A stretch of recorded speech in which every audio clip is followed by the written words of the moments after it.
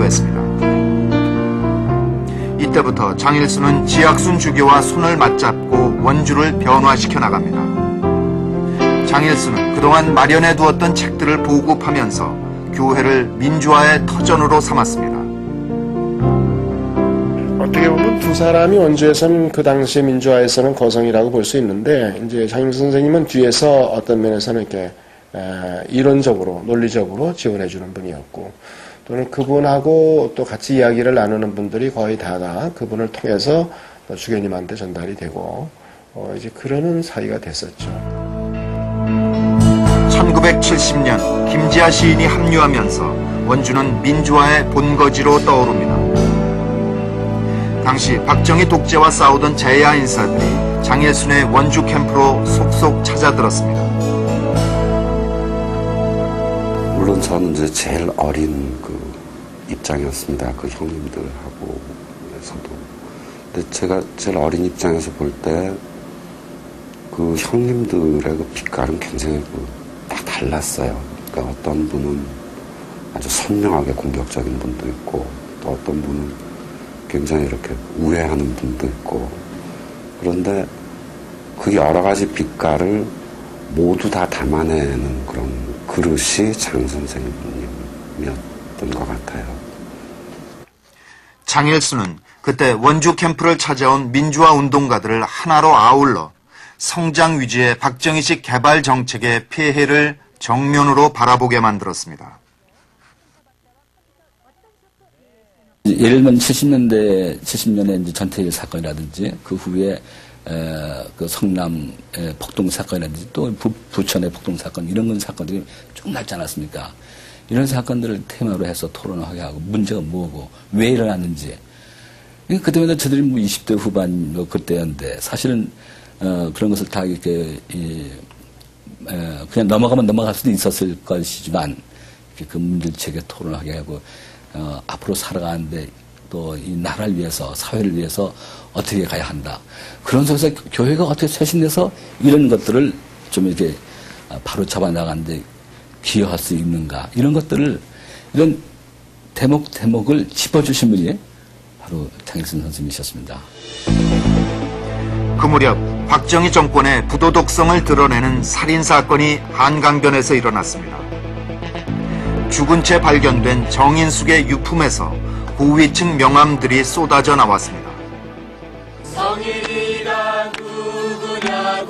중앙정보부에서 곧바로 언론 보도를 통제했지만 가사를 바꾼 노래까지 등장할 정도로 국민들의 의혹은 커져만 갔습니다.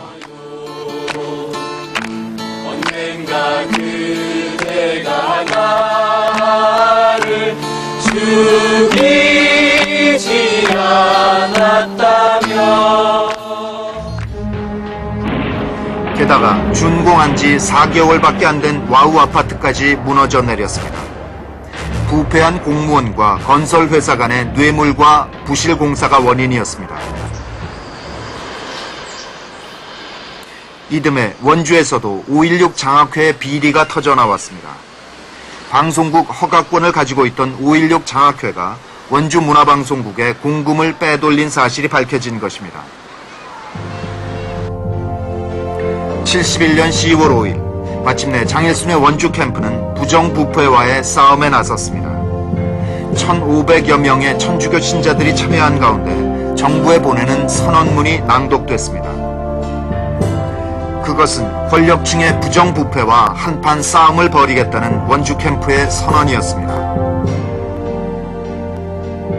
여기서 제일 먼저 봉화를 올렸다고 할까 하여튼 이 시작한 부정부패 규탄대회가 전국적으로 확산됐고, 확산되는 속에서 그 박정희 군사독재 정권에 대한 반독재 운동과 함께 그것이 일어났죠.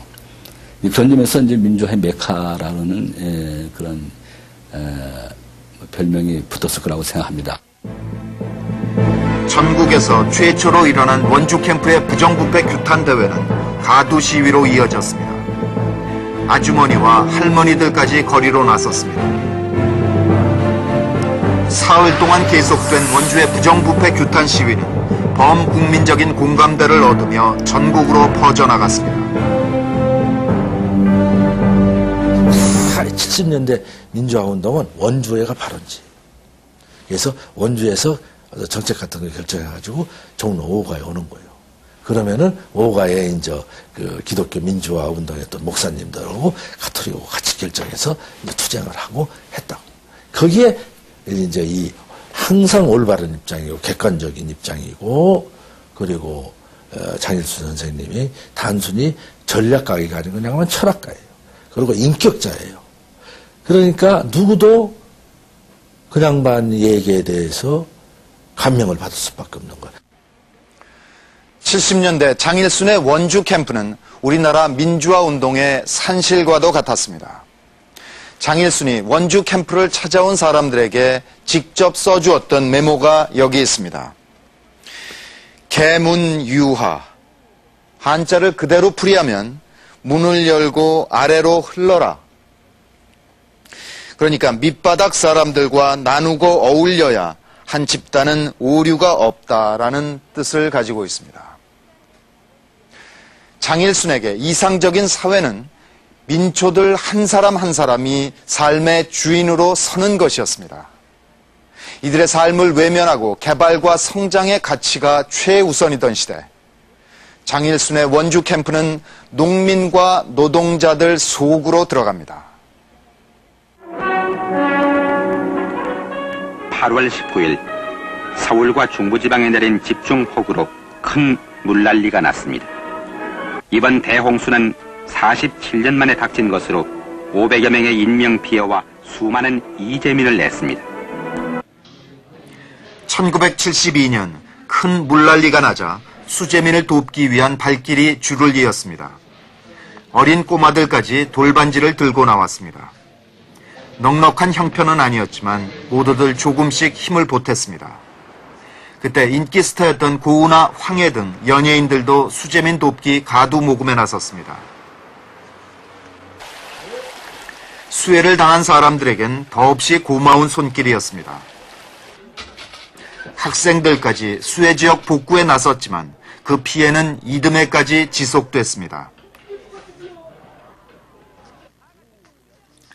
더구나 강원도 남한강 일대는 그 참상이 뒤늦게 밝혀져 정부의 지원마저 제대로 받을 수 없었습니다. 대부분 원주교구 관할 지역이었습니다. 장일순의 원주 캠프는 원주교구청에 재해대책위원회를 꾸리고 지학순 주교는 독일에서 원조 자금을 끌어왔습니다.